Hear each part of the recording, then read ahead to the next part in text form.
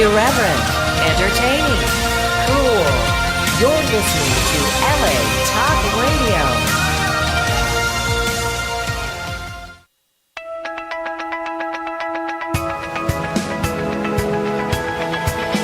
You're listening to Peace Fund Radio with Ethan Dettenmaier and Adrian Paul, right here on LA Talk Radio. Good morning. Did you miss me there? Did you miscue me there? Was that? Oh my God! I'm looking at. I thought you were asking if I missed you. No, did you miss me too? Because I'm back in the studio. Of course you're missed. You're always. I'm always missed. Yeah, right. I miss like a hole in the head. Don't be so hard on yourself. You bring a lot of atmosphere to the station here. We're proud to have you around. Yes. Well, it's been a very eventful 2 weeks, actually. Funny thing, though, you're asking if I missed. When I walked out, our men's room's located way down this hall to the right, and I step out, you stepped in, and it was like, oh, you're here, very sarcastic. And you did the same thing, but you didn't let it go. Like, you kept saying all these sarcastic remarks all the way as I went down the hall. Wait a minute, did you hear that through the door and down the hallway? I heard you saying it all the way in here, like, man. I can't believe I'm back on this. It's like coming back into a police precinct after your vacation, like, oh, here we go again, the same old. Anyway. Oh, no, don't be so hard on yourself. I think there's a guilt complex going on there. You're actually hearing things now. Quite possibly. You're getting older now. I guess that's what it is. That is part You're of it, hearing too. things. This is really fabulous. Good morning, everybody. How are you this morning? I'm fine. Thank you very much for replying to me. Yeah, we're good. Yes, we have. Yeah, it's been eventful. How have your 2 weeks been? It has been eventful for me. We're both doing a big charity events. Yours is open to the public, mine private, but I actually took on the responsibility of doing an open to the public event for November 22nd, which is the Combat Radio Christmas benefit concert and toy drive at Westfield Valencia Town Center, November 22nd, with most of the acts off the Christmas album. And that was probably, I wouldn't want to say it was a mistake, but from preparing your own event, the Peace Fund Games, as big as that is, that's down in Oceanside, that this is, it's kind of like, wow, let me just add more chaos to my life. Well, it's also time. It's about a time factor. I mean, you've got not a lot of time, but we don't have a lot of time either. We're really pushing a lot of things. We've got some great people really attached. We've got actually over 30 celebrities right now, which is brilliant, that have confirmed just for the Peace Fund Games. I know there might have been a couple of people confused because we changed websites. The games should be up with the paintball park at Camp Pendleton. We've been talking with them past few days about putting all the information up there. We'll have all brand new information. It was ticketing prices, and you can buy tickets very, very shortly. It's 6 weeks away, so it is very close. But December 6th and 7th, and it's really it's going to be an awesome event, I think. We've got some really cool things on the challenges that even novices can do, the challenges like hitting targets and stuff. And, there'll be the fun challenges like the sniper run that celebrities will be picking you off. You'll be interacting with celebrities. That's what the key of the games is. And, of course, it's going to be based around the Hunger Games. So there's going to be, prizes. Yeah. Did you get that or not? I didn't realize it was, a Hunger Games-esque. Yeah, well, that's why it's called Peace Fund Games. It's Hunger Games-esque in the sense that, we have our competitors from our various sectors, if you like the music sector, like the acting sector, the BMX sector, whatever. Can I sponsor a guy by sending something in on a parachute? Yes, that's the whole thing. You can. That's the great thing about it. We're actually going to be streaming it live, so you can actually see it. We'll have live tweeting as you can actually talk to the celebs. You can actually talk to people on the pitch, on the field, and actually say to them, "I just sent you like a card that will get you out of jail free." Basically, I like it. All those things will be up on the site in the next 2 or 3 weeks. How you can do it, but it's going to be fun to do. So you can actually interact with it. But that comes also from our poker event, which was very much like that as well. We had a lot of people online talking to the celebs and sponsoring people as they went through the competition. I want to actually say congratulations to our 9 winners, and in reverse order, that would be 9th place was Joe O'Grady, 8th place was Jennifer Elise Cox, the highest celebrity there. Jennifer Elise is she's a poker player and an actor.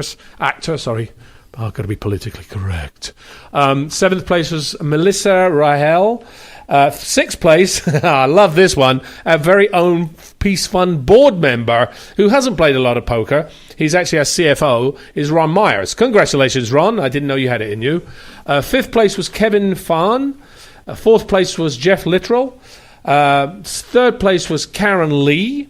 Second place was Ash Kodabakash. I've got to say that right. Ash Kodabakash, if you're listening to this. Hopefully I said your name right. And on first place, a surprise winner, actually, from Barbara Goldberg's team, who Barbara Goldberg was from Wells Bring Hope, who we associated with to actually raise funds for Wells for Niger, West Africa. It was actually her son-in-law, who hasn't played a lot, and all of a sudden he comes in and wins a tournament. Tom McCluskey. Tom, congratulations to that for that win, and thank you, all of you, for participating, because it was a fun event, and we're going to be doing a lot more of it. And I'm going to be talking to some very key people to do a really big event next year, as well as Microsoft have already said we want to do this again because it was so well run and well received. So I'm really happy about that. So thank you for all of you for doing that. I'm happy about that too. I'm glad that went well. Yeah, because there was a lot of stress. Because again, we were, first events are always tough because you've got to get all your things in place, and you've got to be there, have enough time, and we had a month to do that, and it was successful. Thanks to all the people out there, as well as MBBL, who came in to actually do all the ticketing and the structuring and all that stuff, as well as all the sponsors that we actually were able to get, like Restaurant.com and a bunch of other great sponsors that came in kind or sponsored some of the tables. So that was really fun. We are still looking for sponsors for Peace Fund Games. It's going to be a big event. So if you have a company or you want to bring your Christmas party to the event, that's a really fun way to do it. Instead of going to do the regular Christmas party, talk to your boss and say, can you bring 5 or 10 people down to the Peace Fund Games? You'll be able to rub shoulders with celebrities, have a great time doing it, bring your families as well, and it's also a tax donation. Tax deductible donation for your company, depending on the services that are required, because there is a slight structure, regulatory structure that we have to give when you actually get something in receipt for a donation. In other words, if you're getting goods and services, those are discounted. But it could be a real fun time for you to actually have a Christmas event as well. Right. So that's kind of the fun thing. My 2 weeks.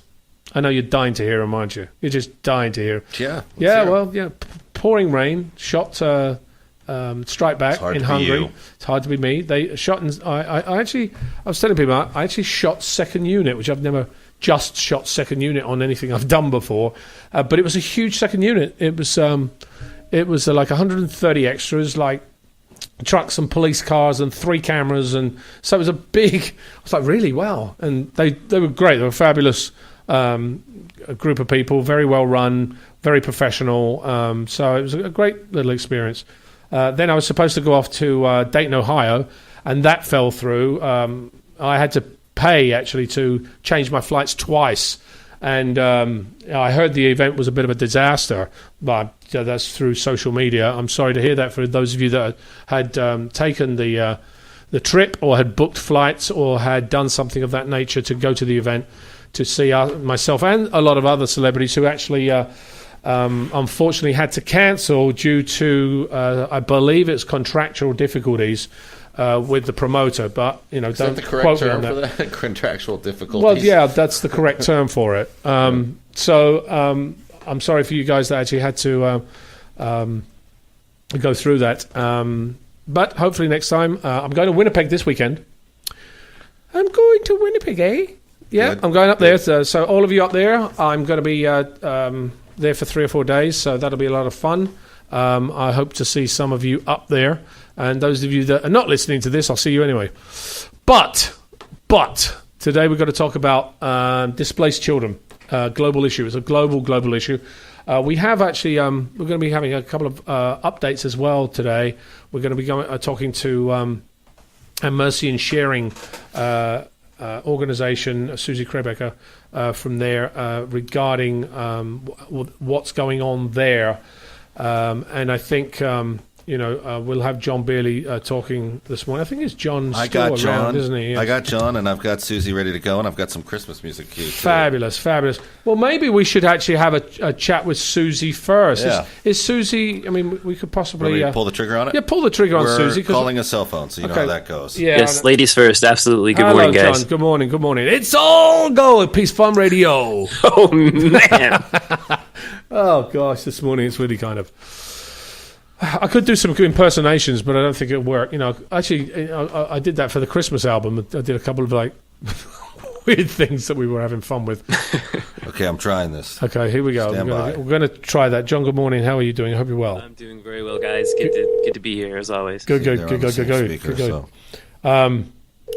But we're going to be talking about displaced children this morning, and I think having an update from from Mercy and Sharing will be very beneficial. Okay, here you go. Hello, Susie. Are you there? I'm here. How are you? I'm very, very well. You're on with Ethan Dettenmaier, myself, Adrian, of course, and John Beerley. Hi, guys. How are you? Can you hear me all right? Yes, so far. You're not in the depths of some, cellar or anything anywhere, are you? I'm in Aspen, Colorado. Okay, well, that's nice. That's very nice. Very nice. I know. I just got home from Haiti. I just got home. As a matter of fact, I still have the blisters on my hands from taking our children out on an excursion in the wilderness. Well, you want to tell us a little bit about that, because we haven't had an update from Mercy and Sharing on the show for a while, so we wanted to see how things were going. Yeah. So we are starting to introduce our children to their country. We're raising these kids to be leaders of their country, so it's really important to me that they actually get to visit different places in their country and to be very proud of their country. And we had been to the museums, we've been to the palace, we've gone to the Citadel, we've been up in the mountains to Haitian's one and only very tiny zoo. I think it has 3 animals. And this time, the children wanted to brave it. They've never been in a boat, so I got a bunch of fishermen to let us use their boats, and we took off across the ocean. It was the most amazing. I've been to Haiti over 100 times in 20 years, and it was one of the best trips I've ever had, and not just because of the excursion, but we're testing a model that. And it's very interesting that we're talking about displaced children today, because I have been working for about 4 years with Haiti's Ministry of Social Affairs to try to help us figure out a way to keep children with their families, especially with their mothers. And on this last trip, I was in the mountains above Mercy and Sharing Village, and I go up there every time I visit Haiti just to, we have some epileptic children up there, so we're giving them medicine if they're too sick to actually come down to the clinic. So I was up there, and for the 4th time I found the same little boy alone and naked under a tree, and he does have a mother, he has a father, and they wanted to give him away, and they always do try to give him away when we come up there. So I asked them, would you consider working with me in Mercy and Sharing's Rehabilitation and Therapy Center, and let's see if we can help this child become mobile. He'd never walked, he'd never talked. We have a robust therapy and rehabilitation center for abandoned and infirm or disabled orphans. So we're starting to open it up to the community because it's been so successful with our orphans. Our orphans, some of the children that we got, because no other orphanage would take them because of their disabilities and the expense of their care, are now walking, talking, going to school. A lot of times, if the child is abandoned for a very long time and isn't stimulated, moved, fed properly, they'll lose IQ. They'll lose. They'll have many psychosocial issues. They'll oftentimes atrophy, and their limbs they go hard and stiff, and they start developing respiratory issues because they're never set up to eat, if they get to eat. So anyway, the most amazing thing, Adrian, I cannot tell you how my heart just exploded. This time the mother said, yes, we can take the child down to Mercy and Sharing Village, and that he could stay with us until Christmas, and at Christmas he would go home to live with his parents again. So we took him down that very same day, and he started working with our therapists. The child, again, has never walked. He's never talked. And how old is he? How old was he? The mother believes that he's 10. She does not remember his birthday because they didn't have a birth certificate or a baptism certificate, but she knows he's somewhere around 10. Mm-hmm. And the mother is 50. The father's 45, and he has several other brothers and sisters, most of which have died. So, and the story was that they died of a voodoo demon. So we took this child down, and within 48 hours we bathed the naked boy. He'd never had clothes on his body. We bathed him, we put him in clothes, we started working with his limbs, playing music, stretching his limbs. 2 days later, the kid was hollering for food, and he took 2 steps. So we're going to give this child back to its mother on Christmas Day, walking, and maybe not walking pretty, but walking.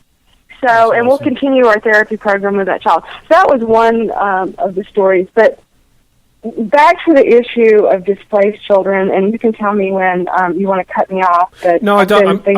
No, I don't want to cut you off. I just actually wanted to add to what you said, because I don't think a lot of people understand. We deal with also Relief Fund for Romania, and the reason I got involved with them was because I saw what happened after Ceausescu's reign, when all of these children were thrown into the streets, and a lot of them thrown into orphanages, and it happened exactly what you said. They were not moved, they were not stimulated, and they became disabled or in one form or another because of that fact. And I don't think people understand that you have to stimulate these children to make them move forward. And that's it. So I really do. It's such a shame when that happens, because you are taking a perfectly normal child and actually affecting them, because there's so many kids that are unfortunate and come into this world with disabilities, that to actually have a child that is actually has the ability to walk, to talk, to live a relatively normal life is not given that because of neglect. Exactly. And I really believe that these children, in almost every case I've ever had, and we've had thousands, if not tens of thousands of children that we've been working with over 20 years, I believe they suffer from post-traumatic stress of being abandoned by someone that they keep thinking is going to come back and get them, and they never do. Yeah. So I have really been praying and working very hard to start a program with Mercy and Sharing that teaches the women in the villages around us, to start with, as a model, teaches those women. We have a community meeting once a month to talk to the women, to ask them, do you have people coming to you from orphanages trying to solicit you to let go of your children? Let me know if that happens. And it's happened so many times.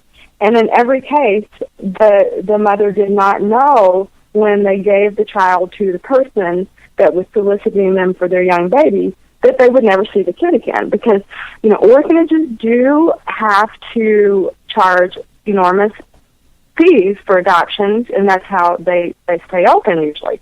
So we're going really against that protocol and that standard. Mercy and Sharing does not do adoptions, and our door is permanently open to the children who don't get picked by orphanages for adoption.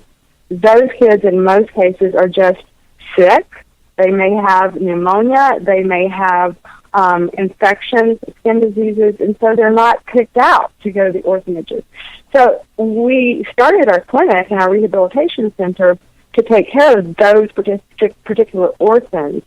And we've seen, like I said, so much progress that we're hoping now we can talk to these women. You can get free care at our clinic. Bring your kids. Let's get these kids well and take them home. And when they're old enough, you can bring them to any one of our 3 schools in Haiti. And not only that, we try to empower the women to know what their rights are.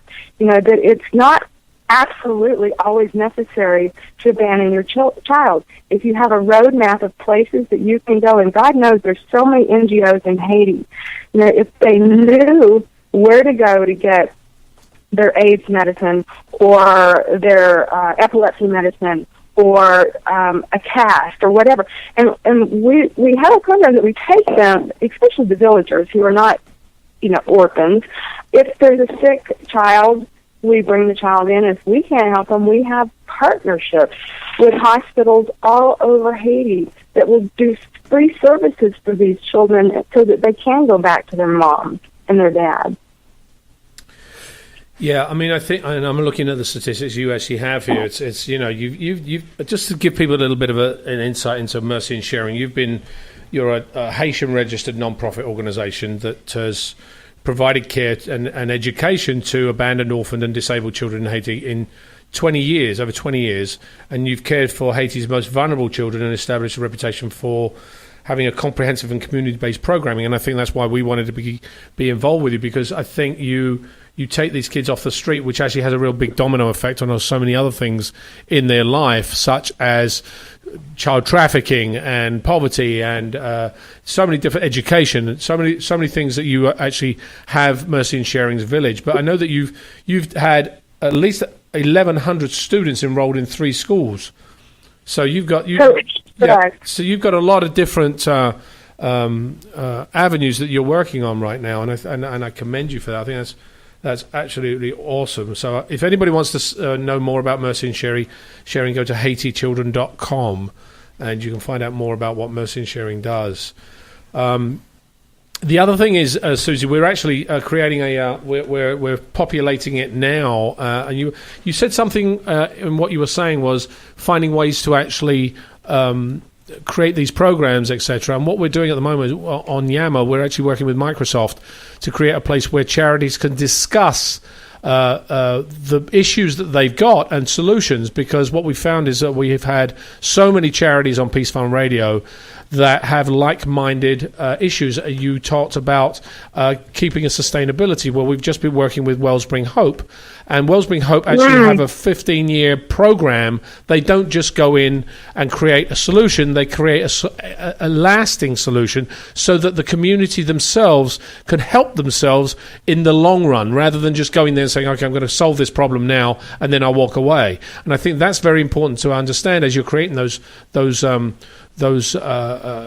programs, that there are other people that actually have done similar things that might help with some of the issues you find as you're going through them. So if you've not received the invite from our charity liaison person, you definitely will soon. But fantastic. It's a place where you can talk to other charities. Let's say it's going to be like Facebook. So basically, if you're a charity out there and you're on Yammer, you have to be vetted by us to make sure that you qualify as a legitimate charity organization. But it will be threads like you see orphan children or water or whatever, and you click on it and everybody's talking about that, and maybe you can connect with other charities who have like-minded issues.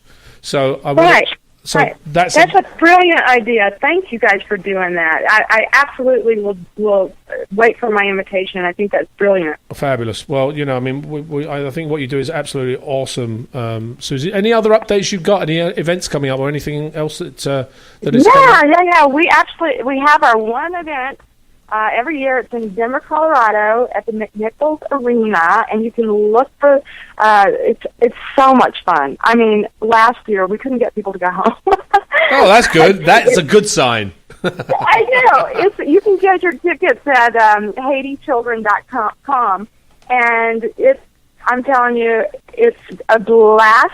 We absolutely someday hope that one of you guys can come join us. But more importantly, I promise the kids, and you've got, I don't know, probably at least 1,200 kids listening to this from Haiti right now. Hi, guys. How are you? In the classroom.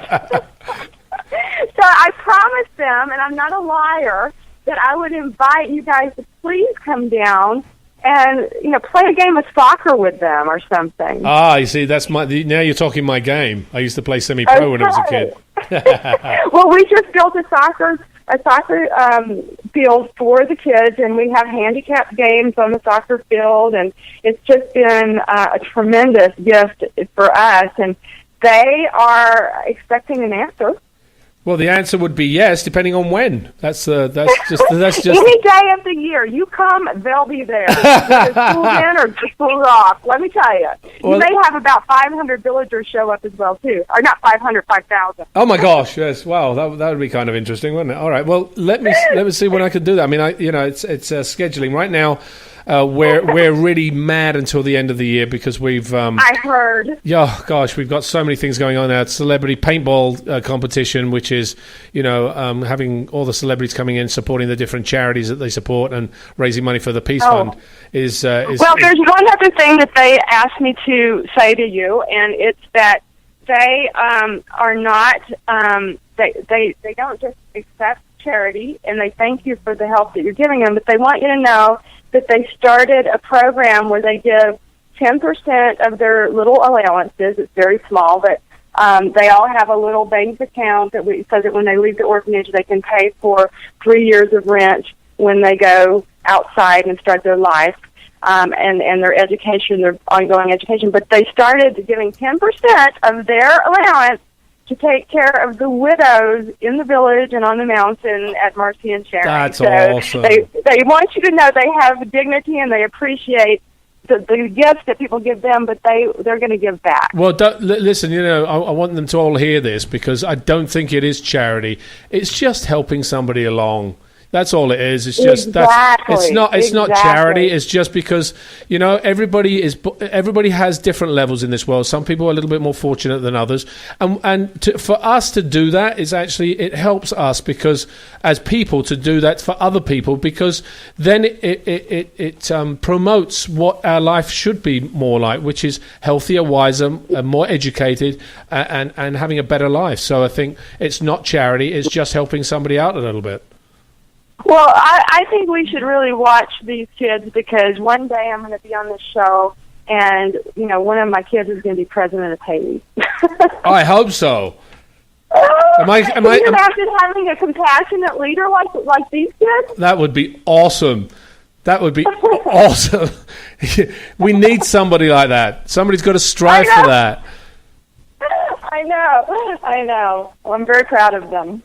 Well, Susie, I think you've done a great job, seriously. And to all you guys out there listening now, just keep it up. I always found, everybody's been through their trials and tribulations. Some people have much more harder journeys than others. But there is a light. And the light does exist. The light at the end of the tunnel, what you actually can strive to be or become, is always there as long as you believe in yourself to do it. So, absolutely. That's sort of my. Well, we love you guys so much. I don't think that we've ever been so blessed, and I wish that I could show you what you've done, and I hope someday you'll come down and visit, and we open that door up to anyone listening to see what your dollars do through the Peace Fund. It's remarkable, and it's unique, and it's not creating something that's not going to last. This is a long-lasting and very, very empowering program for orphans. Well, Susie, it's always a pleasure to talk to you. We will, continue to support what you're doing there. I'd love to come down at some point. The New Year's probably going to be better for me if I can do it. Yeah, that's fine. I'm going to hold you to You're going to have to hold me to that now, aren't you? Yeah, I've also been invited to Nigeria, West Africa, to go there too.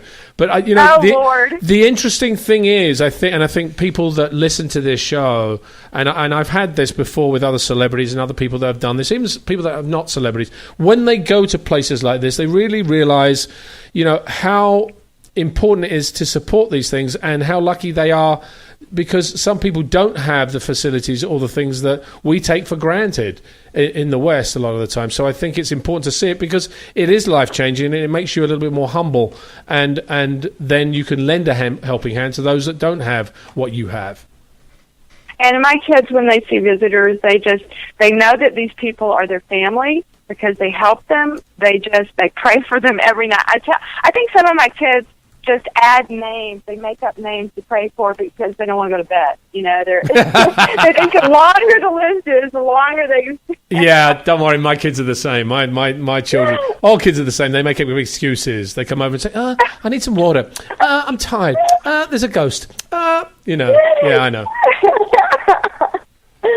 Kids are the same everywhere, aren't they? Exactly.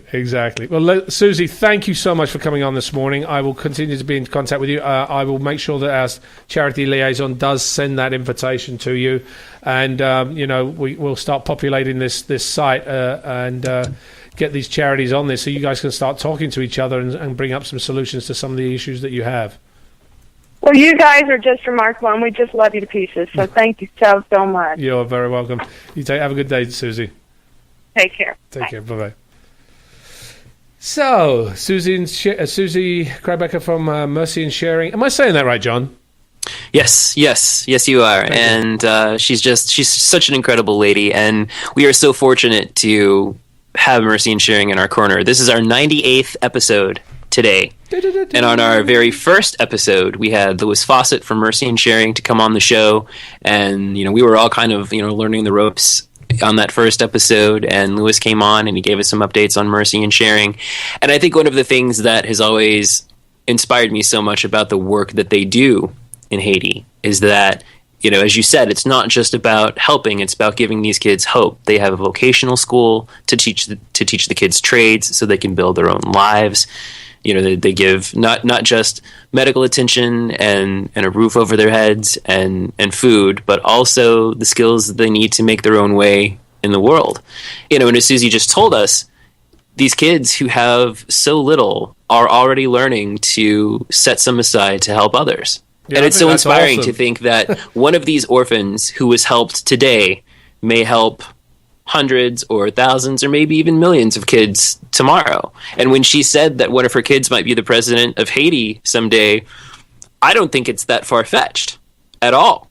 No, I don't think so either. It's just really exciting. And I also wanted to say, with the holidays around the corner, if you're looking for a good stocking stuffer, Susie has a book called Angels of a Lower Flight: One Woman's Mission to Save a Country, One Child at a Time, that tells her own life story. It tells how she came to Haiti originally and got involved with helping these children. It's a beautiful story. It's very inspiring. So I would urge everybody to check that out as well. Well, just before you go on to the Hero of the Week, John, I actually want to outline what displaced children, because we didn't really talk a lot about it. Every emergency or natural disaster has an armed conflict leads to the separation of children from their families. It's very, very. It's a natural fact. Children require special protection to ensure their safety and well-being. Natural disasters such as the Asian tsunami or the Haitian earthquake affect kids losing their homes, their families, their schools, their access to adequate food, water, sanitation, and even their lives in a matter of minutes. So the longer the child, as we heard from Susie this morning, separated from his or her family, the more difficult it is to locate them, and the more risk a child has to violence or economic and sexual exploitation and abuse, and even potential trafficking. So things that Mercy and Sharing do affect all those things. Now, just some facts before we get on to that, because I think facts are very important, so that it really drives the issue home. 22 million children are refugees or internally displaced, forced to flee their homes due to violence or natural disaster. Over 1 billion children live in countries affected by armed conflict. Ugh. Since 1990, over 2 million children have died as a result of armed conflict. At least 6 million children have been permanently disabled or seriously injured, and more than 1 million have been orphaned or separated from their families. These numbers are just anyway. On any given day, 39,000 children are forced to leave their homes. Just to leave their homes, 39,000 a day, and live on the street because a parent or guardian died or was abused in some form. 25% of the world's orphans come from the least developed countries in the world, and these numbers are unsustainable, with too little food, water, and far too much exploitation to keep these children safe. So these are the harsh statistics, but despite them, the protection of children remains a secondary concern for the international community in all phases of emergency response. Organisations such as Mercy and Sharing play a vital part in actually bringing these kids to safety. The failure to protect children from escalating threats doesn't only result in personal tragedy, but it carries a long-term social cost. It includes the spread of HIV, an elevated maternal and infant mortality rate, a loss of education, and a generation of marginalised youth. So it's very, very important to support organisations that are making a difference, such as Mercy and Sharing. There is another one that I'd like to give a quick mention to, is Save the Children.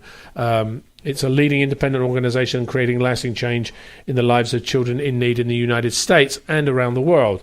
They work with other organisations, governments, non-profits, and a variety of local partners, maintaining their own independence without political agenda or religious orientation, which I love that fact, because I believe we are all equal. Doesn't matter where we come from, what we believe. It's just unfortunate that sometimes religion becomes an organisation and it becomes a segregational tool, which I don't think children are any part of and should not be brought into.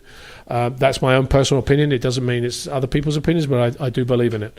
When disaster strikes around the world, Save the Children is there to save lives with food, medical care, education, and remains to help communities rebuild in long-term recovery programs. So just a little note to the two organisations we've mentioned this morning. John, I'm going to hand it over to you for hero updates. What do you have for us? Yes, we've got all kinds of good things this morning, and again, I sound like a broken record because I say this on the show almost every week, but even though every week you hear difficult statistics like these on the show, why did Susie start Mercy and Sharing? Because she saw a problem that she wanted to fix. Why do our heroes of the week do what they do? Because they heard statistics like these and wanted to do something to make a difference. So it's our hope, and maybe even a challenge to everybody who's out there listening today, that if there's something in the world going on in your community, in your own community, globally, it doesn't matter. If you have an idea of how to make it better, do it. That's what our heroes of the week do. Before we get to this week's new hero, I wanted to mention that two of our previous heroes of the week are contenders for the Montage Memory Makers Scholarship at memorymakers.montagehotels.com. 5 winners are going to be awarded $10,000 scholarships. Voting ends November 7th. The winners will be chosen on November 12th. Among the nominees, as I said, are 2 of our previous Heroes of the Week. It's so exciting. We've got Ethan Cruikshank, who founded Music to My Ears when he was just 10 years old. Now, he had already learned guitar at age 7. At age 10, he decided he wanted to learn the viola, and right as he started to begin his lessons, his school's music program was canceled right out from underneath him. So at the age of 10, he gathered as many music teachers as he could. People who gave private lessons, people who had given private lessons to him, other young children who were good at a particular instrument, and started teaching music lessons to all of these children who had been displaced by the music program being canceled. You can read about his efforts at musictomyearshanover.org. The other previous hero that we have who's up for these one of these scholarships is Corinne Hines.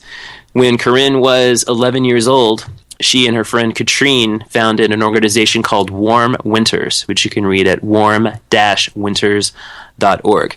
They work with ski resorts to collect discarded warm winter clothing that is left in the lost and found bins at these ski resorts. Lots of times people will buy really nice warm weather gear just for one ski trip. They get up there, they leave it, forget it, it's left behind. What happens to it? Well, Katrine and Corinne are taking those warm weather items, coats, boots, hats, gloves, scarves, you name it, and distributing it to the homeless. And if you go to their website, you can find out both of these websites, if you want to help out Ethan, musictomyearshanover.org, or warm-winters.org to help out Corinne and Katrine. So again, can't get these links out today, guys. Lots of links. memorymakers.montagehotels.com. This is where you can go to vote for Ethan and to vote for Corinne. And you're not even voting one against the other. We just need to get them both into the top 5. So everybody out there, it just takes a second. Go and vote and help these young people continue to help other young people, as all of our heroes of the week do. Now, earlier in the show, all day long today, we've been talking about the focus of education and how to empower displaced children. So I thought it was fitting that this week's Peace Fund Hero of the Week is also a champion for education and orphans. When Karen Alexandra Nogues was in 5th grade, she co-founded something called the Parent Relief Club, which provided reliable childcare services to families in her Washington, D.C. community, and donated the proceeds to children's organizations in the United States, Brazil, and the Ivory Coast. And one of the things that she loved to do when she would watch children for these families would be to read to them. So when Karen visited relatives she has in the village of Togo in West Africa, she met a little girl named Aminaviv, which means grace, and was so captivated by this little girl's imagination that she couldn't wait to sit down and read a story with this little girl. But she was saddened to learn that Aminaviv had no books, except for a few old textbooks that her parents had that were just falling apart. So Karen thought back to her own upbringing, about how her mother always read to her, how she shared a birthday with Dr. Seuss on March 2nd, which also happens to be National Reading Day. Karen says, "My mother read book after book to us, insisting that reading was our ticket to a wonderful life, and I believed her." But Karen didn't believe, she didn't understand how she could share her own love of reading with children in parts of the world where access to books is terribly rare. So Karen thought about an essay, an award-winning essay as a matter of fact, that her own sister had written about the possibility of a solar-powered e-reader that she referred to as a megabook that could be loaded with several books powered by solar energy and distributed to areas where children currently don't have access to books. So Karen spent every spare moment she had doing research, calling manufacturers, talking to publishers, and over and over and over again, she heard the word no. It's too difficult. It's too expensive. It's not going to work. This, that. Constantly hearing the word no. But she just couldn't give it up. She says, "Guided by a consuming vision of children with megabooks in their hands, I proceeded trying to remain undeterred by discouraging initial responses. She kept fighting. She kept going. She finally found a device that suited her needs, both in affordability and technology. She held several successful fundraisers to get the first devices shipped overseas in November of 2013, with content from American, French, and African publishers. The devices were loaded with 15 local books from the local communities where these were being sent, 35 international titles, and dictionaries as well. Karen's Megabooks Initiative can be found at megabookinitiative.org, which was launched as a pilot program in March of this year for 35 kids at the Bingerville Orphanage on the Ivory Coast. Karen is constantly working with publishers to get more content, more books, and her next batch of e-readers will reach double the original amount of kids with 70 students. And also in 2013, when she was 17 years old, Karen attended the We Are Family Foundation's 3-Dash Summit for Global Teen Leaders in New York City. Now, this is really cool to me because we've heard of such inventions on the show before from previous heroes like Adele Taylor and Tatiana Grossman, who harnessed the sun's rays to bring literacy to areas of Africa that don't even have electricity. Tatiana invented a solar-powered projector loaded with textbooks and lessons, and Adele built a solar-powered learning center in Kenya. Karen makes the third instance on this show of a young person who was told that she could not bring literacy to places that didn't have electricity. But rather than taking no for an answer, Karen looked for another way to get it done, and she did. She didn't give up. She got it done. So Karen Nogues, for your relentless perseverance in sharing your love for literature with children who will be inspired and empowered by the amazing gift of knowledge you have given them, you are our latest Peace Fund Radio Hero of the Week. Fabulous. And I think this highlights exactly what Peace Fund Hub is going to be all about the Yammer idea, is sharing these ideas with other organizations that are doing like-minded initiatives. And I think, obviously we want to invite Karen onto that forum and her organization so that, they can actually see ways that they can share something like Megabooks with other organizations that are doing similar ideas. So absolutely, we'll definitely have that working. Look, it's already 5 to talk. We've got 5 minutes to go. How is that possible? Well, it's a fascinating conversation. How is this? I haven't even gotten through half the stuff I was going to be talking about today about the life of an orphan and how displaced children affect everybody. It's kind of kind of scary when you think about it. But John, yes, Karen, thank you first of all. Karen Nogues, you are the Peace Fund Hero of the Week. Congratulations. I think, small things, 35 kids today, in another 10 years, it'll be thousands. And that's how organizations start, and I think it's awesome that she's doing that. Yeah, it's awesome. With her second session, she's already doubled the original number, already doubling it. What always happens is that when you start something, numbers are small because the reach and the word of mouth is small. As you increase the numbers, that word of mouth and the reach exponentially gets larger, so the numbers will double and triple quicker as numbers start as she starts reaching more children. So I think it's an awesome thing that she's doing. Do you have anything else for us, John, yet this morning? Because, you haven't brought us enough yet. Well, as always, everybody check out our website, thepeacefund.org. Check out thepeacefundgames.org to get all the latest information on the celebrities that are being added, all of the different events that are being added to the Celebrity Paintball charity event that we are holding on December 6th. And 7th. And as always, you can follow us on social media, Facebook and Twitter. We have 2 accounts, The Peace Fund for General Peace Fund Business and Peace Fund Radio for the show. Follow Adrian at AdrianPaul1. Follow Ethan at Combat Radio. If you follow Ethan, you'll get all kinds of news and updates on his Friday show, Combat Radio, in which he brings in the greatest names in sports and film and music to talk about the issues that matter to you. And also the other thing is, I actually think we are looking at, if you like this show, we're looking at receiving donations throughout the year to actually make it run. We are looking at sponsors right now, but Ethan was about to say something. What were you going to say there? I was actually going to say, it's essentially member-supported Peace Fund Radio, to be honest with you. We've tried to keep it commercial-free. We want to continue to keep it commercial-free. And that's the dilemma we're in. We want to maintain a high level of broadcasting standards and keep it unobstructive for the listener. Yes, and then we will probably, I would imagine, start a campaign for that. So you'll look out, and we'll have that all on our site as well. Yes, we don't want to outsource this to India. Yeah, I would be. No, I'm going to start that. Oh, geez. Yeah, no. We got some of that on the Combat Radio Christmas album. Yeah, it's an impression of many different cultures. You were going to let me listen to one of the musics at one point. I had it loaded, but I think we got pressed for time. It's more appropriate next week after Halloween, anyway. That is true. But we will be playing some of it. We got all kinds of fun stuff. If you really want to know what Adrian's talking about, you can find us at the GoFundMe campaign / Combat Radio Christmas and get yourself a copy. Oh, there you go. That's where you want to mention that again?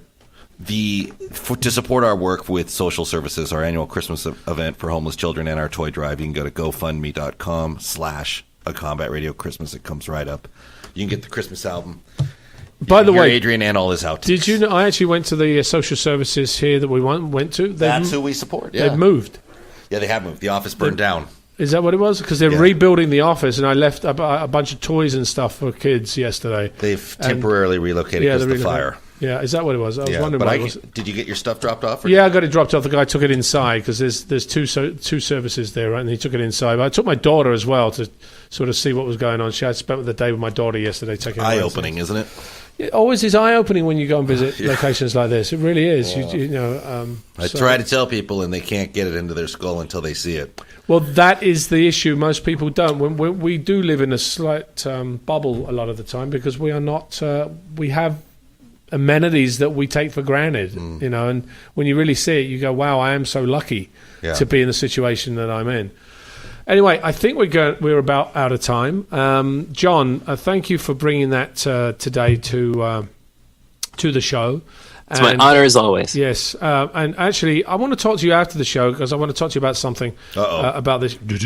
Yeah, I'll talk to you after. Are you available after the show, John? I'm available. Yes. Cool. I'll give you a quick call. Yeah, just call me on Skype. Peace Fun Games. All right. So everybody else, thank you for listening this morning. Thank you to the Speechley family for making the show possible, and also all of you out there who have followed us and also donated to us. We are still obviously want to make sure that we got donations happening. We are going to be announcing our Wellspring Hope funding soon, what we've been able to do there. So you'll be able to see that on the Peace Fund site. But we are on our Peace Fund games. We are extremely swamped with doing stuff. All the people that are involved in that, It Girl Public Relations, to MBBL and Nate Brand from Strict 9 Comics, Ken Hunt, who's doing some of the artwork, all you guys out there, and if I've forgotten a couple of you, obviously Carmel McPherson and all our board members who came in to support the Peace Fund Poker and the other events. Thank you so much for doing this. All the other entities that we have, thank you again.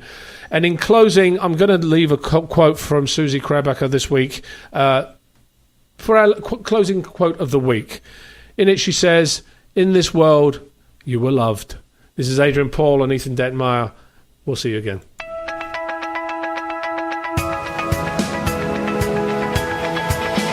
You're listening to Peace Fund Radio with Ethan Dettenmaier and Adrian Paul, right here on LA Talk Radio.